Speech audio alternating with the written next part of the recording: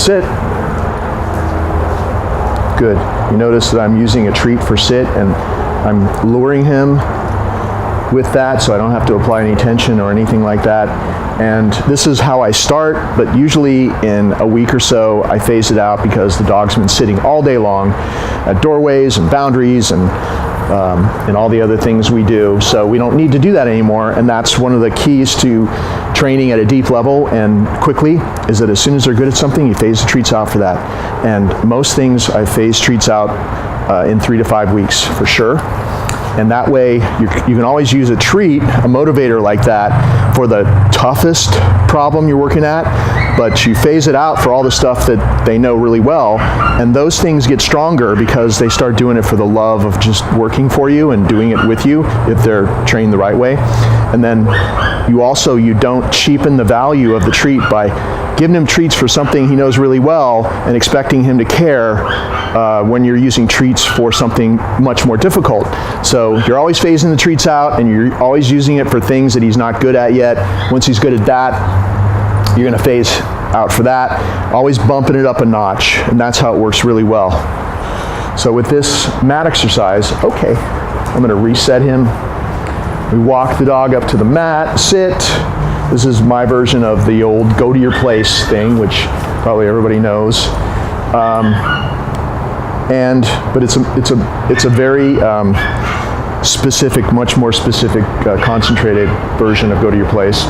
So we walk him up to the mat that's already down, have him sit with your right hand, go to your mat, walk him over, down. Good, and he just learned down last night. He just did it for the first time, so this is brand new behavior. You see how I'm rewarding him on the mat like this? Good. Say good when he takes the reward. Make sure that he, good, doesn't try to grab it out of your hand, and that he waits until you've placed it on the mat and you've withdrawn. So if he tries to touch, you can say no, no, no. That can work. I'm still getting to know him. Good, he's very smart. So if he's handled correctly, he can learn really quickly. And you saw how he wanted to take it from my hand, and all I had to do was pull back and say no like 3 times, and then he waited until I placed it on the mat, withdrew, and he took it off the mat. So he's a real quick study. Nope. No. No. Nope. Nope. Good. The other no, and if he pops up, say no, pivot on your right foot with your left foot, just put a little pressure on the leash and he'll go back, and then reward him before he pops up again. Good, because this is brand new. He's just learning this, and usually I practice for several weeks with the dog that comes here, 3 weeks at least, before I make the video. But this is more of an instructional video for whoever takes over after me. Nope. Make sure that he's down there. Good.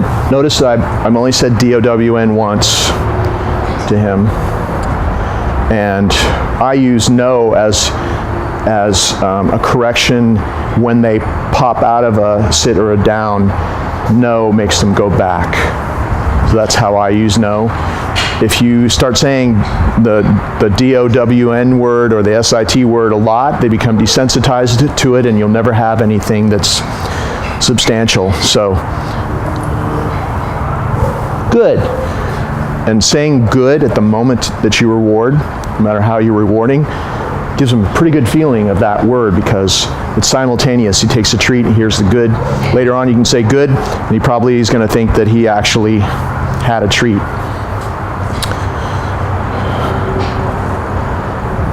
This is just a basic downstay.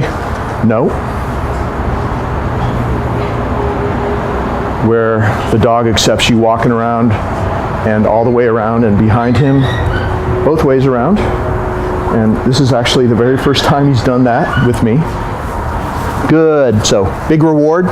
If you have a success, the first time you have a success when he does something that you're teaching him, give him 3 pieces instead of 1, whatever you're using. This is that sausage training treat roll natural balance, but whatever you're using, They know the difference in portion, so you're not going to be giving him giant pieces for sitting when he does that already. You're going to save up for the big pieces or more than one piece for great successes, because you mark that success by a bigger portion and he'll remember it. He'll remember a lot easier what he did to earn that extra big reward. And so we're just practicing a down here. It's just the beginnings of it. And also, quit while you're ahead, especially in the beginning. Quit while he's doing well. Never do too much. Good. This is the way you release him out of a downstay. You wait till you come back next to him, pat your leg and say, okay. With the mat exercise, lean him off the mat, have him say sit, or you say sit, have him sit. And then with your right hand to release him, go. With a dog like this that gets very easily overstimulated,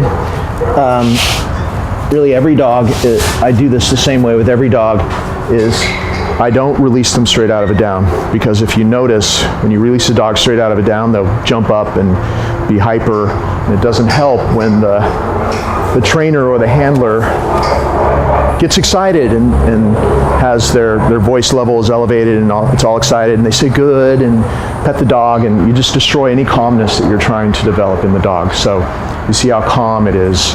It's okay, they stand up, you say sit, and it's so much easier to reinforce a calm release from a sit stay than a down stay. So that's why we are doing it that way now. And our whole point of doing this training is, yes, he'll have real solid commands if this is continued, but also we want the byproduct of how we're training to make him calm. We want him to be calm 24/7. And by the way, this is the ultimate exercise. So through mental exertion, 10 minutes of this is worth an hour's hike. And then you have something to show for making him tired, instead of just never missing your hike and walk, or else he is out of control. So always do focus, mental exertion training, practicing on the stays and the other things first. Then it's great if you walk him and hike him, but don't rely on that. That's not training. It doesn't train his mind. And so that's why making him tired through working with his mind is the best way to do it. Okay.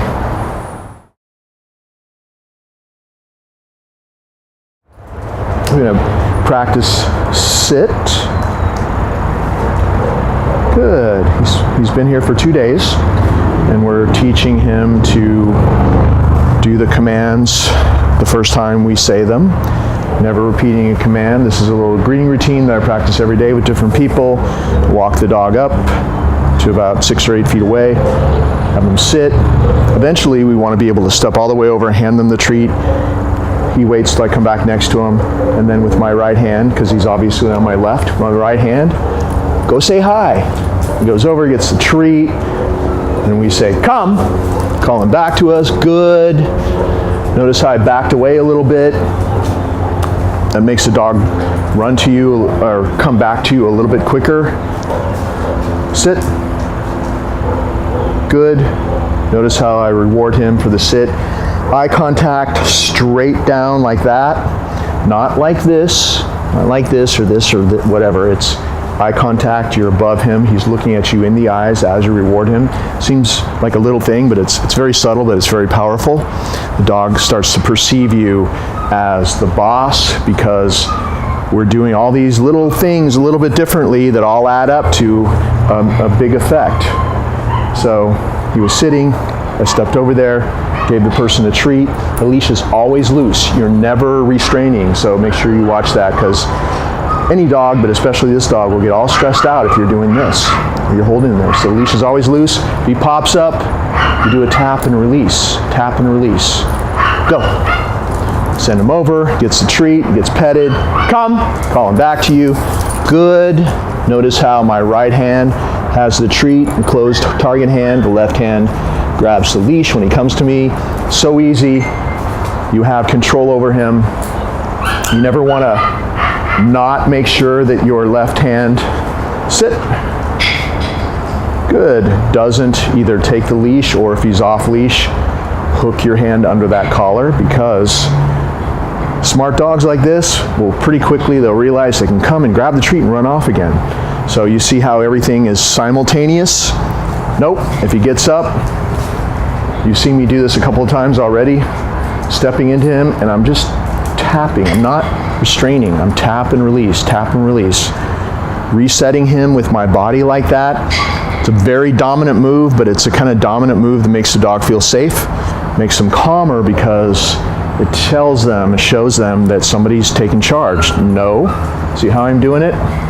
He's just barely learning a stay.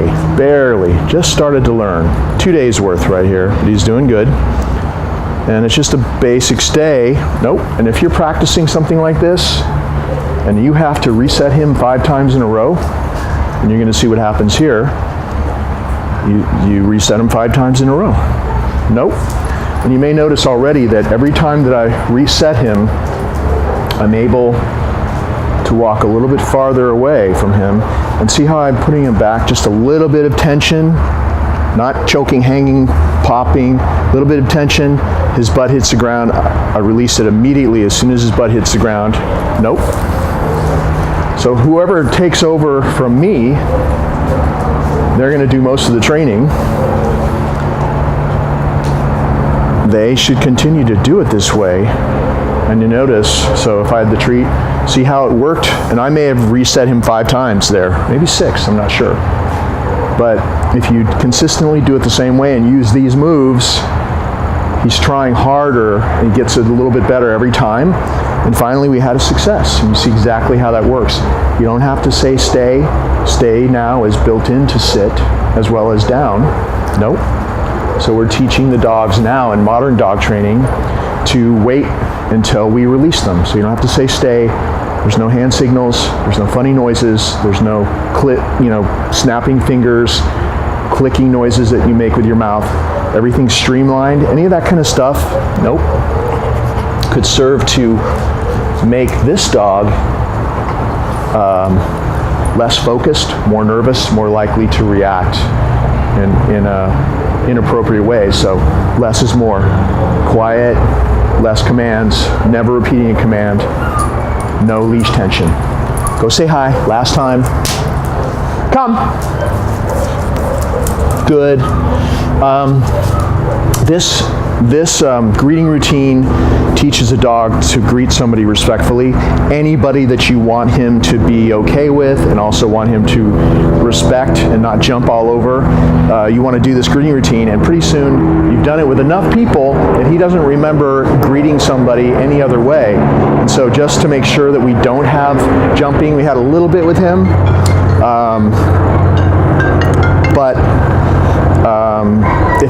if the hands are down here when he comes over and there's a treat in there as well, there's no reason for him to jump. The reason they're jumping is because people don't do that. They stand here like this, the dog jumps, and then they start doing damage control and saying leave it and off and who knows what else, and touching them, pushing them down, or this. And he would think that was play. He likes that. So make sure that you're always down there to pet him and to give him a treat in this greeting routine, exactly the way we've done it every time. And you log in a few hundred repetitions of this, which you could easily do in a month. Whoever's going to take him over after this, he won't remember it being any other way. And then you'll see you won't have to do the greeting routine. He'll run over to somebody, he'll expect to be petted, he won't jump automatically, and it just is really good for solving those issues as well, and generally teaching him respect for other people as well. Okay.